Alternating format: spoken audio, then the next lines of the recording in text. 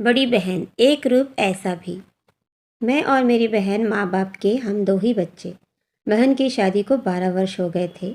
बहन का ससुराल नज़दीक होने की वजह से उसका हमारे घर में आना जाना लगा रहता था। लेकिन मैं अभी तक उसके गांव में उससे मिलने नहीं गया था और ना ही उसका घर मैंने देखा था। लेकिन दीदी सबसे मिलने आ जाया करती थी। एक दिन मेरी पत्नी ने मुझसे कहा कि आपकी बहन जब भी घर में आती है अपने बच्चों को लेकर आती है और उनके बच्चे घर का पूरा सामान इधर उधर फेंक कर रखते हैं, मेरा काम बढ़ा कर रखते हैं और मम्मी जी भी उनको छुप छुप कर घर का सामान ले जाने के लिए देती है। कभी दाल, कभी चावल तो कभी निरमा। खर्च तो होता है वह अलग, थैला भरकर आपकी बहन यहाँ से सामान ले जाती है। मेरी पत्नी की बातें सुनकर मुझे बहुत गुस्सा आया। मैं दिन रात मेहनत करके पसीना बहाकर घर चला रहा हूँ और मेरी मम्मी है कि सारा सामान उठाकर दीदी को दे देती है। हद तो तब हो गई जब एक दिन बहन के बेटे ने टीवी का रिमोट तोड़ दिया।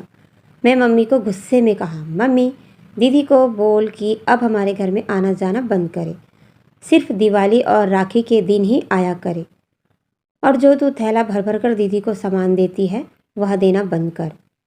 मम्मी ने कुछ नहीं कहा, लेकिन दीदी सब बातें सुन रही थी, पर दीदी ने भी कुछ नहीं कहा। 4 बज गए थे और दीदी ने अपने बच्चों को लेकर अपने घर जाने लगी और जाते जाते बोली, भाभी मुझे बस स्टॉप तक छोड़कर आओ। मैंने दीदी को सुनाने के लिए ऊपर ऊपर से कहा, जा रही हो क्या दीदी, कुछ दिन और रुक जाओ।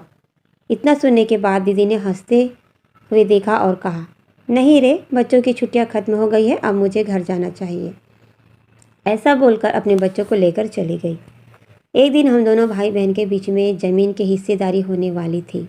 उस समय मेरी बहन भी आई हुई थी, लेकिन मैंने साफ शब्दों में कह दिया था कि मैं दीदी को कुछ भी नहीं दूंगा। मैं अपनी ज़मीन का हिस्सा दीदी को नहीं दूंगा। मम्मी ने कहा कि माँ बाप के संपत्ति में बहनों का भी हक होता है, लेकिन मैंने मम्मी की बात नहीं सुनी और चिल्लाते हुए कहा, दीदी को कुछ भी नहीं दूंगा। दीदी सामने ही बैठी हुई थी, लेकिन उन्होंने कुछ नहीं कहा। ऐसा ही कुछ साल निकल गए। मेरे बेटे को कैंसर हो गया और उसके इलाज के लिए मेरे पास पैसे नहीं थे। पहले ही मैंने 1 लाख का कर्जा लिया हुआ था। मैं बहुत टेंशन में था। इस बात की भनक दीदी को लग गई। हमेशा की तरह मेरी बहन घर में आई। मैं सोफा में बैठा हुआ था, वह आकर मेरे बाजू में बैठ गई। क्या हुआ भाई, बहुत टेंशन में दिख रहा है, मुझे बता। मैंने बहन को सारा हाल कह सुनाया। इस पर बहन बोली, मैंने तो तुझे बचपन में अपनी गोद में खिलाया है, हम खेलते खेलते कब साथ बड़े हो गए पता नहीं चला, लेकिन आज तो मुझसे भी खूब बड़ा दिखता है, लेकिन है तो तू मेरा छोटा भाई। ऐसा कहते हुए दीदी ने अपने हाथ से सोने का कंगन निकालकर मेरे हाथ में देते हुए बोली, टेंशन मत ले, चेहरा देख अपना कैसा दिख रहा है, यह रख और मैं बेटे का इलाज कर। मेरे भतीजे के आगे ये कंगन कुछ भी नहीं।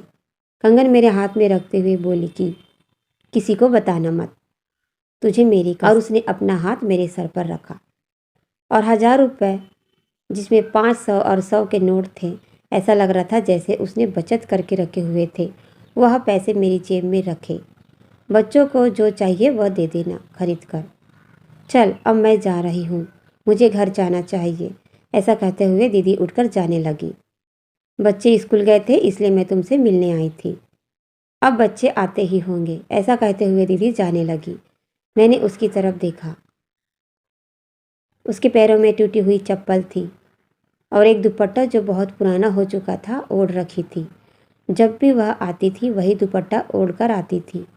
वह जल्दी जल्दी में निकल गई, लेकिन मैं निशब्द बैठा था। मुझे बोलने के लिए मेरे मुंह में शब्द नहीं थे। मैंने कंगन को हाथ में पकड़कर बहुत ज़ोर ज़ोर से रोने लगा। हम भाई इतने स्वार्थी होते हैं। एक ही पल में मैंने अपनी बहन को पराया कर दिया, लेकिन बहन से भाई का दुख बर्दाश्त नहीं हुआ। खुद घर में कितनी परेशान होगी, कैसे परेशानियों से अपना गुजारा करती होगी, लेकिन मैं भाई होने के नाते कभी उसे जाकर नहीं पूछा। दोस्तों, मैं आप लोगों से यह बात करना चाहती हूँ कि टाइम निकाल कर अपनी बहनों का हालचाल पूछ लिया करो। हो सकता है हमारे इस ऐसा करने से उसके चेहरे में थोड़ी देर के लिए हंसी आ जाए। उनको हमसे कुछ नहीं चाहिए होता है। सही बोलो तो दीदी मतलब दूसरी मम्मी ही होती है, मम्मी का दूसरा रूप। पूरा सुनने पढ़ने के लिए आप लोगों का थैंक यू।